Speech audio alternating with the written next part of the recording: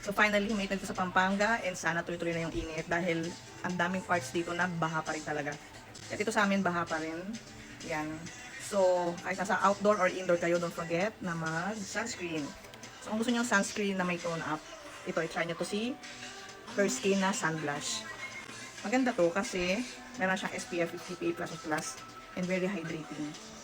Ayun na maganda dito, it's budget friendly. So, pwede pa ito sa mga estudyante. Kaya sabi ko sa mga anak ko, ito gamitin nila kasi mura na siya. And ganito, pwede mo siyang gamitin. Pag nagta-travel ka, dali mo lang siyang bitbitin. Ayan, so, lalo kung mahilig kayo sa mga may tone up na sunscreen. And hindi siya malagkit and hindi rin siya greasy Tapos over time, lalo siyang gumaganda.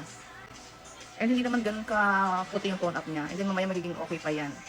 So, yan. And ito yung wala. See? Para lang siyang, alam mo, na-enhance yung skin mo. Plus, ito serum sunscreen, so hindi siya talaga malagkit. Para lang siya nagme-melt sa skin mo. Ayan. So, lagyan ko na yung kabilang side. Ayan. As you can see, ganyan lang siya. Hindi siya maputi sa personal. Para lang siyang skin mo na mas na-enhance.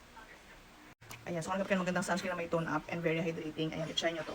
It's shower friendly and ayan, pwede nyo bibitin kahit saan. And pwede rin to sa face and even sa body.